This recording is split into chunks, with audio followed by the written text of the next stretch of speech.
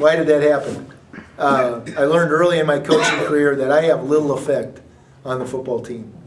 All right, I set the vision, and everybody else does it, not because of my power, but because you hire good people and recruit good people. And then you set the temperature. What is the temperature? If you go to work every day and you feel like you're being interviewed, that's a bad temperature. All right, that's a bad climate. If you go to work every day, or you're the boss, and you set a temperature or a climate that people love to be there, and they don't judge their words, they just do their job, that's my job, to try to create that environment. Those are the two things I do. But the student athletes are the leaders. And we had unbelievable leadership this year. A couple underclassmen, 3 seniors, and just did a phenomenal job. And the football team will go, for the most part, barring some weird stuff, where the leadership takes them. And I give all the credit to Ross Shafrath and Seth Daughters, Bo Helm, not great football players. Ross Shafrath's a great football player, but not great football players, great leaders. Winston Wright and Austin Sumner, those were our leaders. Great belief, and just a group of young men that loved each other. Every day at practice, we started practice, and this was their idea. Every day at practice, they met somebody on the other side of the ball. Dave is on defense and I'm on offense. I'd go find somebody different every day, shake his hand and say, I'm going to play like it's my last play.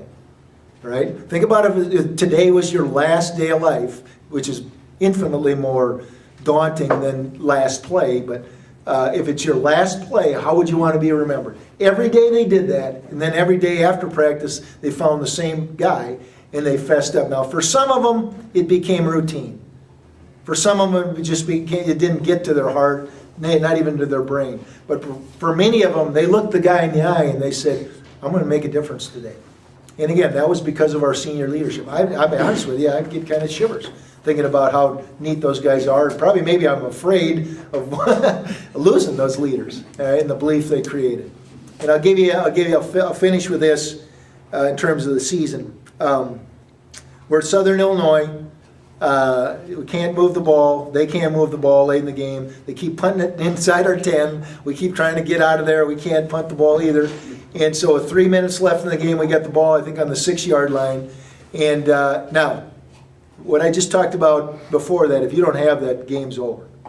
The game is over. Because there's been too many things that have happened where, and human beings make decisions every minute. This isn't a computer you flip on, you get up to speed and execute. There's way too many things. The joke is over, it's over. But we had such great leadership. I can't tell you the number of guys, we win the game. A number of guys that told me, they said, I knew we were going to win the game. Right? And I thought, well, why didn't you tell me that? Why didn't you get it done early?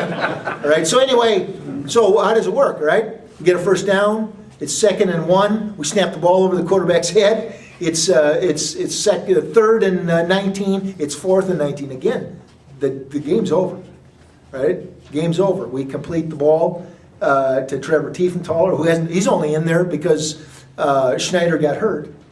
And whether you know these guys or not, it doesn't matter. All right? And then we get another 4th down, complete the ball to Aaron Rowland, and with 7 seconds left, we win that football game. Unbelievable experience. That doesn't happen unless the guys in fall camp say, lock in. I love you. Believe in this deal. All right? And not just one guy. Not just the guy that caught the pass, but everybody on the football team. Because I don't know who's going to be the guy. It's just an awesome experience for me. I say blessed. That defined it right there. People think I'm kidding. That defines it, to be around young men like that. And that if we don't make that 4th and 19 or the 4th and 5 later on, we're watching the playoffs. Because we snuck in the way it was, I guess. So anyway, really great young men. One change in FCS football, playoffs are going from 20 teams to 24 teams. All right? Now, this is not FBS football. This is not, what do they call it in basketball? The dance? All right? This is kind of a low rent, low budget deal, right? So here's how FCS playoffs are going to work, right? 24 teams make it. They're going to seed the top 8. You get a bye, first round bye, and then 16 of us, I'm going to say us, 16 other teams are going to play into that bracket, all right? They're going to put the 8 teams where they think they fit, and then everything else, and this is what I'm talking about, everything else is going to be geographic. based on budget. They are literally going to take the rest of the teams, whether you're number 9 or number 24, and figure out the cheapest way, the least expensive way to get the playoffs done. Okay? Now, if your mind works the way my mind works, we're going to be in the playoffs, right? Who else is going to be in the playoffs? Is this North? East? North Dakota State. So we got to beat North Dakota State, all right? Because in any way you slice it, unless we're in 1 and they're 2, all right? Or they're, we're gonna face them pretty quick in the playoffs. Okay, and I have no problems with that. All right, I want to be the higher seed because that's a tough place to play, and they're obviously a good football team. And again, you can quote me on these things because we're going to beat North Dakota State. We beat them a bunch in the FCS era. So anyway, that's kind of an interesting deal. That to me is a crying shame. That to me is a crying shame that we take a whole football team and say, because of budget, yeah, you're the 9th best team in America. And it might be Wofford versus Appalachian State. It may be Delaware versus New Hampshire. All right? We're going to base this on, can you get there on a bus? You're bussing, and it's going to cost us a lot less money. And so you conservative Germans like me, you understand that, but you don't understand it, again, if that guy's worked for 5 years for that opportunity, and he is the 9th best on the 9th best team in America, and he's got to go to number 1, 2, 3, or 4, wherever you're at, because of budget. Because they don't do that in basketball, do they? No, they fly them all over America, and they set it up so the best teams have a chance to win the national championship. I'm not knocking basketball, right? I hope both our teams are a long ways into the playoffs or the dance. Okay? Had a job open for running back. We're interviewing. In fact, I haven't met the guy we're interviewing today. I'm going to meet him when I get back, which is not the way I wanted to do it. But we had 208 applicants that want to come to work in South Dakota State, be a running backs coach. I'm not boasting. That to me is humbling. Humbling that happens. So last thing, we have $27 million for our indoor facility. Again, where we're at, that's a lot of money.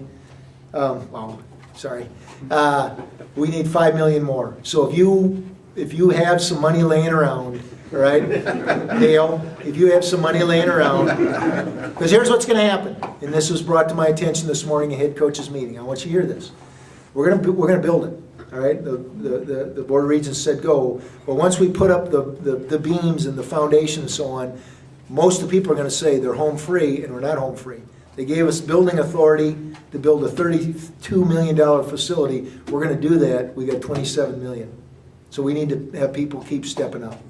And I know this group isn't going to come up with $5 million, but we need to have people step up, because that's going to affect every athlete in every one of our sports at South Dakota State, and it'll be a treat to have it. What did you have for red shirts last year that that probably will step right in next year? Our linebacker core has to step up, because we lost 3 senior linebackers, and we had lost some linebackers through attrition, not a fit, so on, some really good players, and so we have a void of some decent kids and then some guys missing. And so our true freshman, in fact, we pulled the red shirt on one of our freshman linebackers, Charles Elmore. He needs to continue to get better.